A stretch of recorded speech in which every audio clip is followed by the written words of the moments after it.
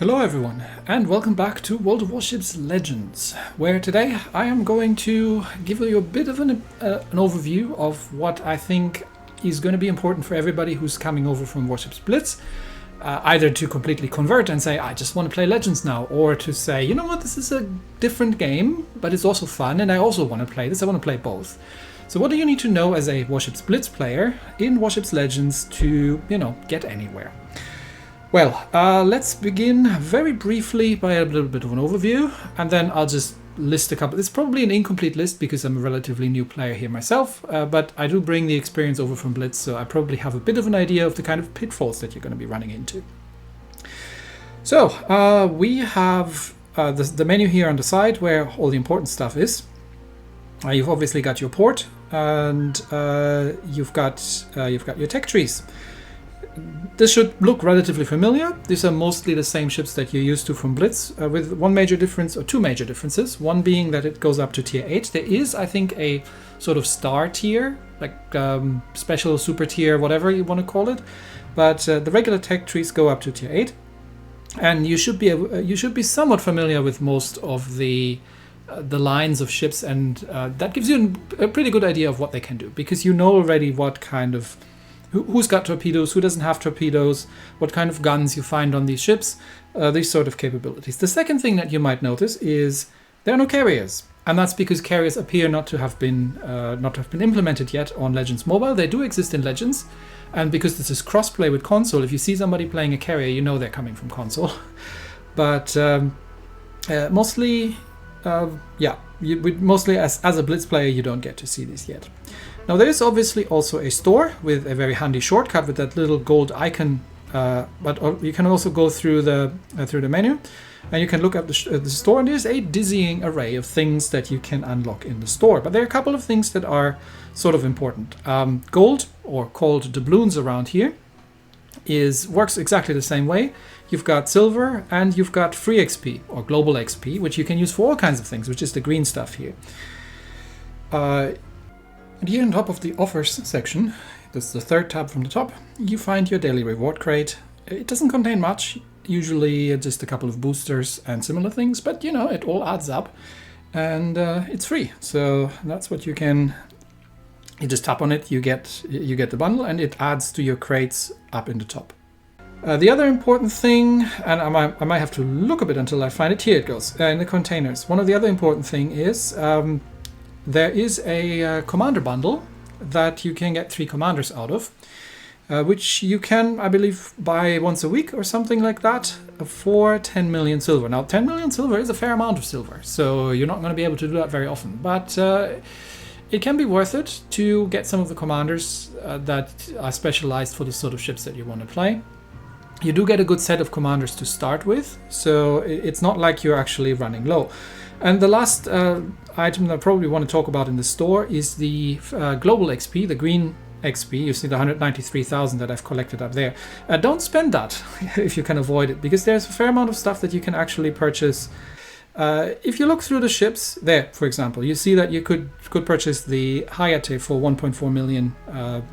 That's a top tier premium for free XP. So there's a fair amount of those things. So don't spend that on other stuff, like upgrading your commanders. Let's talk about the commanders very quickly. Commanders, obviously, you have for every nation, and I believe you start out with a handful, and I think you get 1 or 2 by default, and you get through events or crates or other things. You tend to get more commanders quite easily. So it's not a huge issue. You see that the commanders have certain specializations. So, for example, Tanaka here is a destroyer commander. Yamamoto is a cruiser commander. And Heichiharu here would be a sort of general commander that is not necessarily specialized. This doesn't mean you can't use them on the other types of ships. It's just that their skills don't really make sense. Skill set wise, in Blitz, every commander except for epic and legendary commanders has the exact same skill set. That is not the case here. So if you look, for example, at Tanaka's skills, he has a base trait, which is just a skill that every commander comes with. And then you've got 4 levels of unlockable skill, plus a 5th one where you need a fair amount of resources. These are the sort of legendary skills that you can upgrade to. And here you can freely choose between different skills. So for example, he's a destroyer commander, so he's got something that increases your torpedo speed and torpedo reload, but at the cost of main battery reload, or AA improved. And you've got these similar skills. You can select these skills freely, so there's no gold cost for retraining like there is in Blitz. So if I, for example, decided that I wanted to have the first skill, I could just switch it over. There, it's done. Or I go back to it. There, it's done. You level up your commanders when it says there's a rank upgrade available. So for example, here the rank up to get him up to rank 9, I would have to pay 37,000 commander XP. Commander XP is global across. So every time you play, a commander earns commander XP into a global pool that you can use to upgrade other commanders. You can also use it to purchase commanders, so you could also save that up. But upgrading commanders in Legends is very important. So a lot of good benefits come out of that. And the other currency is these little discs here. These are, I believe, called insignias. So again, this is stuff you get out of crates. So do collect your daily crates in the store, like I mentioned earlier, and from events and passes and everything else. So here you can see that you could use the global XP, the 193,000, the green one, to rank up your commander, but I would recommend not doing it because, again, it has a lot of very, very good uses, so don't spend that easily. And then each of these skills has a degree of mastery, goes up to 4. So you see, for example, here I've got mastery level 2, where he gets a 3% surface detection improvement. That can go up to 6% for mastery 4. So the higher the level goes, the higher the mastery in these tiers, and the earlier tiers go in faster than the later tiers. The other thing on the left that you see there are inspirations. This is another thing that is going to be completely unique here and opens up a whole box of combinations that you can use to build your commanders differently. Commander building is much more important in Legends than it is in Blitz. So here you see I have selected an inspiration from a different captain. So you can find yourself any of the commanders that you have, and you effectively adopt their base skill as your own. So given that Tanaka here is a destroyer commander, I have selected the Pan-Asian commander, and I am getting his base skill as well. The other thing that you might notice is that he has a degree of mastery as well in the base skill. So if that other commander ranks up, the base skill inspiration that gets passed over to this commander also gets increased. So if Deng Xichang here gets better, then Tanaka gets also buffed through that because he effectively gets the same skill here. So you can do some really interesting things given that all these commanders have different skills. So not all destroyer commanders have the same skill, but you can take the base trait from up to 2 commanders and add them to your commander for the ship. Talking about ships, commanders are not ship bound. There's no such thing as retraining. So right now Tanaka is on the Isokaze. If I look, for example, at the Mutsuki, Tanaka is also on the Mutsuki. I could put him on the Kuma if I wanted to, or I could put him on the Asashio. So you can select a commander and just assign them. There is no monetary cost. There's no gold cost for retraining. There's no penalty for retraining if you shift them between ships. They are effectively a global resource that you can assign as you see fit. The only limitation is that it has to be within the same nation. But you can do the inspiration bit across nations, which can lead to some very interesting things. Okay, next up, the ships themselves. So if we are, for example, looking at the Mutsuki, there are a couple of things you can put on your ships. There are camos you can put on your ships. Camouflages, while there are many different camouflages, they all have the exact same effect. So sticking a camo on it gives you 4.5% surface detection improvement, and actually makes the dispersion of the ship shooting at you 4.5% worse, which is amazing because that is literally what camos did. It made it harder to target ships because they would throw off methods of range finding and similar things. You might notice that these are consumables, and that is true. These are you burn through these. Now there is a method that you can create permanent camos out of these camos that you can select here. I don't think you can do it on tier 4 yet. So let's switch over to, let's get the Germans in, because there, come on, there's the filter. There I have the Bayern, and I believe here I should be able to, yes, so here I can get a permanent camo in. I just don't think I found a way to do that just yet, because this is a mechanic that works on console, and your account is crossplay. So if you have a console, like a PlayStation or an Xbox, you can log in with the same account and play on the same account on the console and on mobile. And I believe on console you can use the temporary camos to create perma camos for ships that you want to. So it's very useful, but it's also consumable, and it might be worth somewhat saving them up if you don't really care too much about the buffs. The other thing are boosters. Boosters are, most of them are working very similar to how you're used to it in Blitz. So for example, here we have an XP booster, it gives you more ship XP. You have a Commander XP booster. You have a Global XP booster. You have a Credit booster. But there are also battle boosters, which give you certain bonuses that you have like stats bonuses in battle. So this is something, again, I just found out recently that you get to do. Talking about ships, the only ships in the game, or the most common ships in the game having heals are battleships. Other ships don't have heals. So if we're looking at the Bayern, she gets 3 heals, and they don't heal quite as much back as you're used to from Blitz, so be somewhat careful with those. You get unlimited damage control, but you're on a cooldown. So damage control works pretty much the same way. And healing works a bit more like on PC, so it depends on what you've been hit by.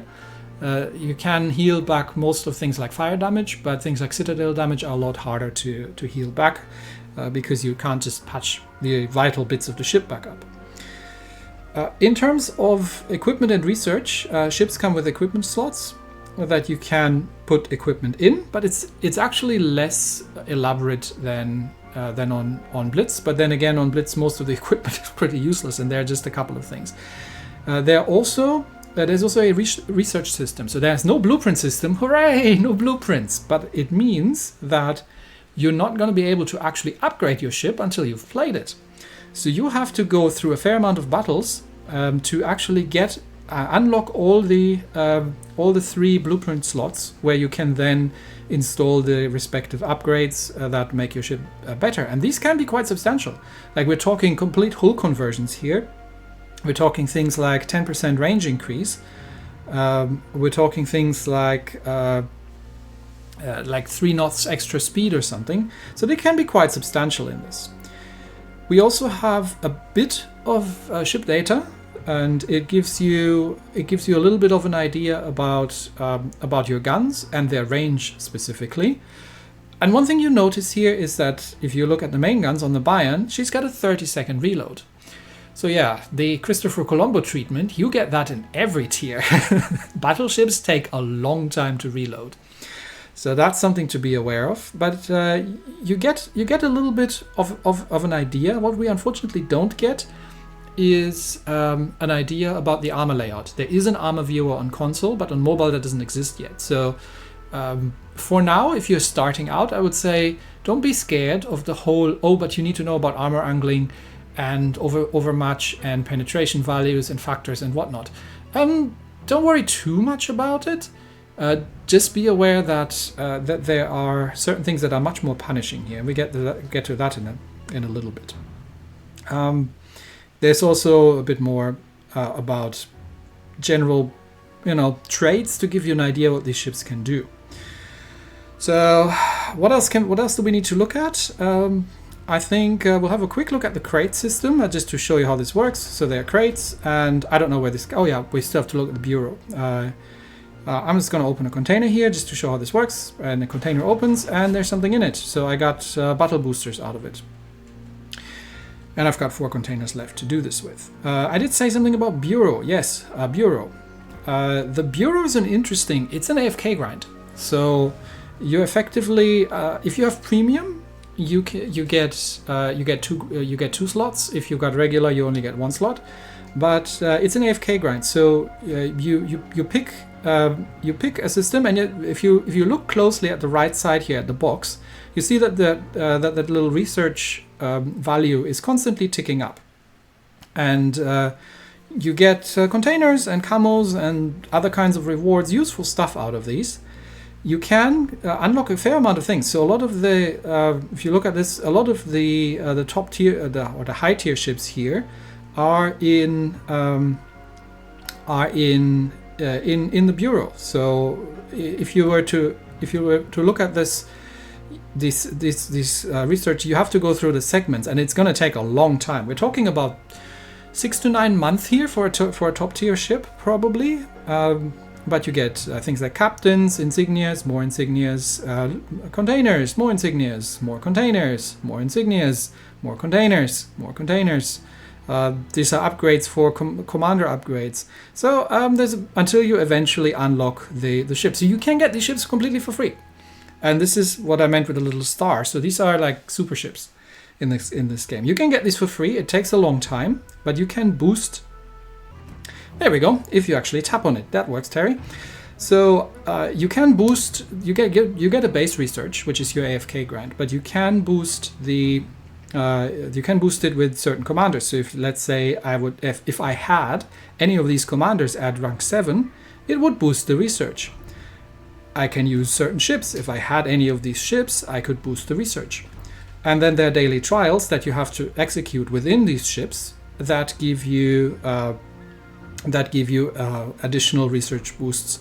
So there are a fair amount of things you can do, but it's something that you can just leave running in the background. Here over in the campaign, you find all the like daily missions sort of stuff, Blitz Pass sort of stuff. So we've got the Blitz Pass over here, or whatever it's called. It's called Endless Trials over here, but no, I don't want to buy this. The principle is the same. You unlock milestones and you get free stuff.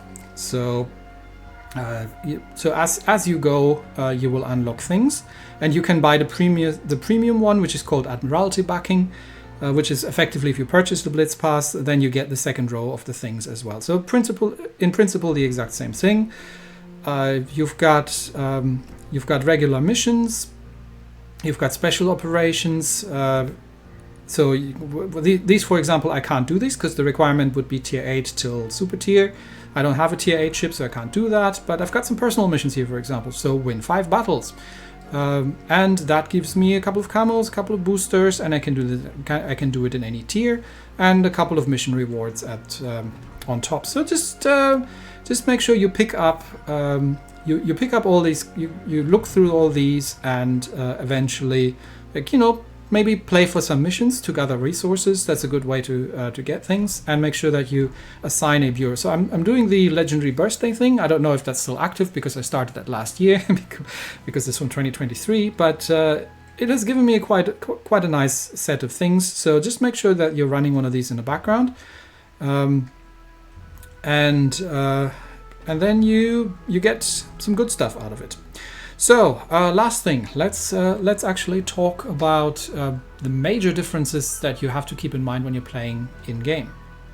So the general rules that I would recommend for, say, a battleship are treat every battleship as a Vermont or Christopher Colombo, and because you have to position correctly, and you have to make your shells count.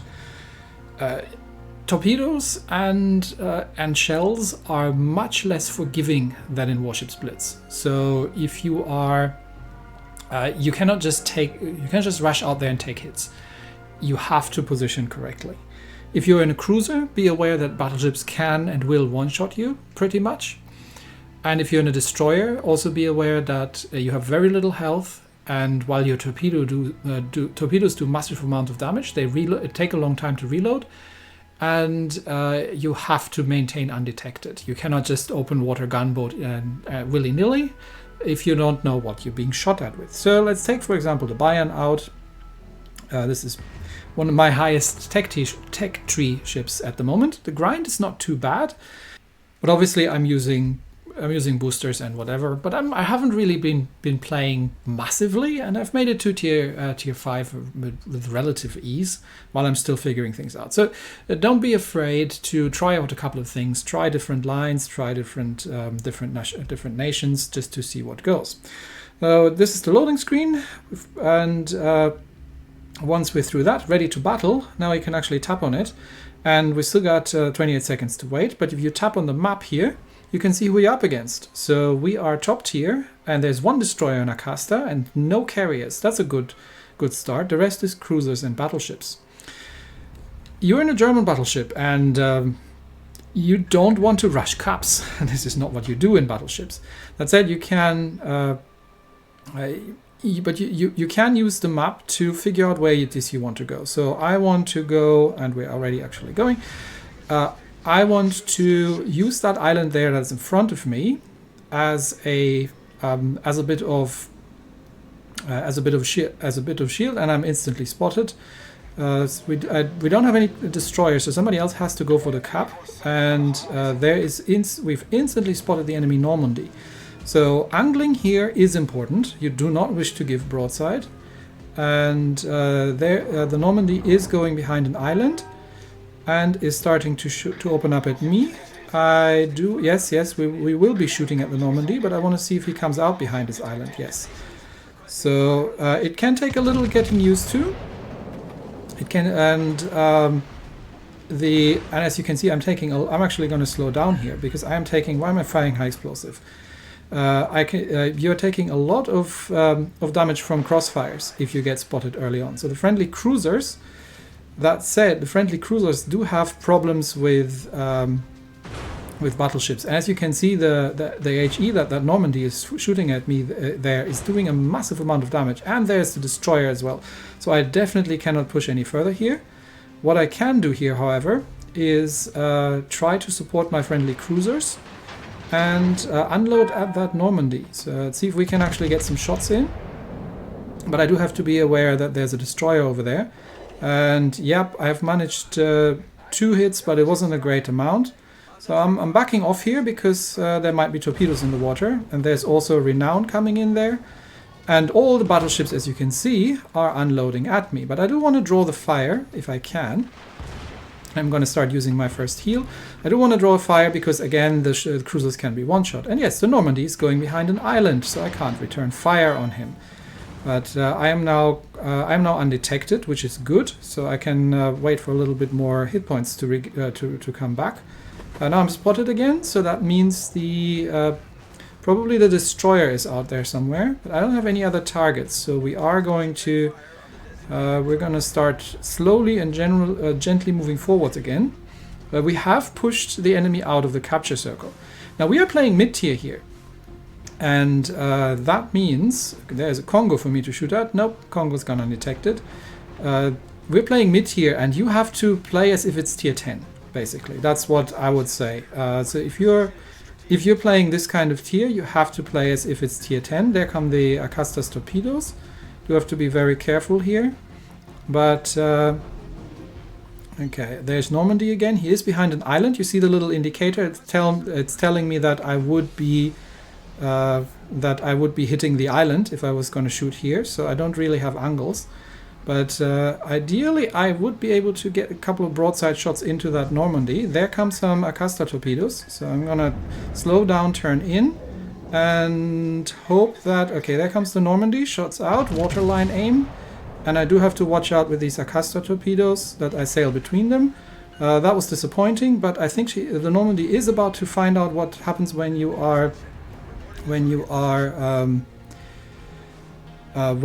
running into torpedoes, because that Normandy is now dead. Well done. So that opens up the area for us to push into. And as you can see, these guys are just base camping because they are battleships. They are firing from long range, and they're just perfectly happy to HE spam me over here while themselves being undetected. Can I get shots out at the Arizona? Is he moving slightly forward? Possibly.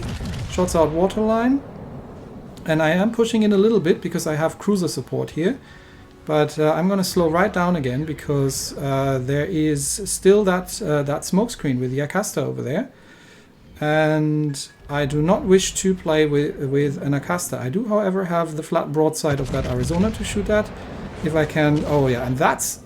Unfortunately, the Arizona also has my flat broadside to shoot at, more or less. So that's how you very, very quickly lose most of your hit points, even if you are in a battleship. The problem is now I have to angle against the Acasta over there, who is somewhere outside of my spotting range. Just don't expect them to ever be seen in the destroyers. And I don't really have any way of getting away from there. Now, I am backing off here because I do want to get a little bit into cover and find something that I have better angles at, like that Renown over there, who is moving forward but at flat broadside. So I'm trying to swing the forward gun turrets around, get shots out at the Renown, but mindful that there is an Acasta around here, and if he pops out here and fires torpedoes at me, I'm dead. There's absolutely nothing that I can do. And given that I'm bow in, the Renown is now, and I am going to damage on that single fire because I am planning to go undetected behind this island here, hoping that the Acasta isn't there. He is firing high explosive at me because he knows that I'm angled and that armor piercing would mostly bounce, and I'm still being spammed on the other side. So right now we do have again that Arizona over there, who is now moving forward. Look at his bow. His bow wave. He is moving forward. So I am again spotted. There's the smoke screen. That's going to be the Acasta. So I am going to try and get out of detection. Now I am undetected, which is good because that means that, and I have flanking fire over at the ships on the other side. We still haven't dealt with the Acasta, but we're holding 3 of the 4 capture circles, and my team is doing a good job. But as you can see, and I'm going to use my last heal here, as you can see, my cruiser is now pushing here, so I am going to try and distract the Renown, who unfortunately is behind an island. As you can see, battleships turn very slowly, battleships fire very slowly, and battleships are good for tanking and just taking hits. But they are very much not very good at very good at dealing with things like destroyers. So generally, the punishment for doing the wrong thing, for wrong positioning, for wrong for any kind of wrong movement, are severe. Much more severe than Blitz. So just be aware of that. There comes the Renown out. I am now spotted. Shots out at the Renown. Renown is otherwise occupied. That cruiser, being shot at by the Renown, hasn't taken much damage. And again, I'm getting relatively unlucky here with my shots. I don't know where the Acasta went, so there might be torpedoes in the water. I'm just gonna affirmative. I've got the broadside of the Renown. I am gonna push ahead. I've still got 34,000 hit points, and I am going to get another salvo into that Renown. He's sailing slightly away from me. Shots out. See if we can make anything happen here. And that was a little too much in the rear, but yeah, 3 pens. But we have managed to get him with torpedoes. Now I immediately have to turn left because I am giving broadside again. But I think we've more or less got this. So in general, don't expect to do really well. You have... It is, even if you're just playing lower to mid tiers, it is very hard. It's much harder than Blitz because it is much less forgiving. Now, what is that Marblehead doing? I am spotted. There's the Acasta. Okay, that's good to know. Marblehead is kind of... Is he going to turn broadside? Okay, forward shots out. And then we'll see if I can catch him. Nope, I could not catch him. So I'm going to get the rear turrets. He is instantly starting to unload the HE at me, and he does have torpedoes, I think. So he's coming out of the turn. The thing is, I can probably overpenetrate the bows, or overmatch the bows without problems. But cruisers, as you can see, are relatively agile and can be reasonably difficult to hit with the battleship. So you do kind of have to anticipate where they're going, and you can insta-delete them if you get your shots on target. Also, capture if you're in a capture circle and you rack up capture points, you will. Let's see if we can hit that Gorky over there. And somebody is shooting at you, you will be reset. And if you run into an island like I'm just doing here, there we go. That's a citadel on the Gorky. Now I ran into the island, which means I am gonna have to reverse to get out of that position again. And can I get the Gorky? Negative. I don't have the HP to burn right now, so I have to Damocon the single fire. So you have to. So if somebody runs into an island, they have to back out. Another salvo out. Let's see if we can still get the kill on the Gorky. And otherwise, my friendly cruiser is going to finish him off. No, I got the kill, and then we are going to go for the Arizona because I think he's the last ship alive. So forward turrets out. And that's pretty much the battle. So you have to play for the team. You cannot, if you just rush out, try to shoot at things. In Blitz, this isn't the greatest thing you can do either, but it is much more forgiving for doing this sort of thing than Legends. Legends is extremely unforgiving for making these kind of tactical mistakes. See if we can get the Arizona. No, battle is actually ended. We've gotten out of points. So play tactical. Play like you would in a tier 10 game, even if you are playing mid-tier. Make sure that you keep your eyes on a swivel in terms of positioning. Because as you've seen from that Arizona, if you're in a German battleship, doesn't matter. You get clapped.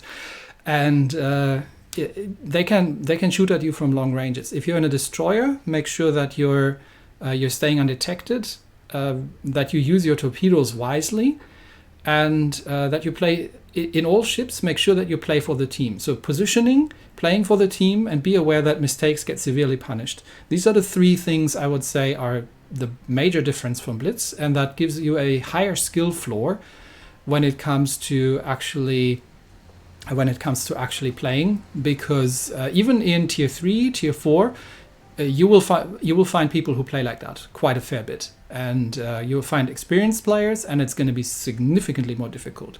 So don't be discouraged, and if you feel like I would say this is one reason why Legends and Blitz actually, let's see where I came in the team, somewhere in the middle. That is one reason why Legends and Blitz are somewhat different, or different enough that they can coexist pretty nicely. Because in the end, it means that both games have their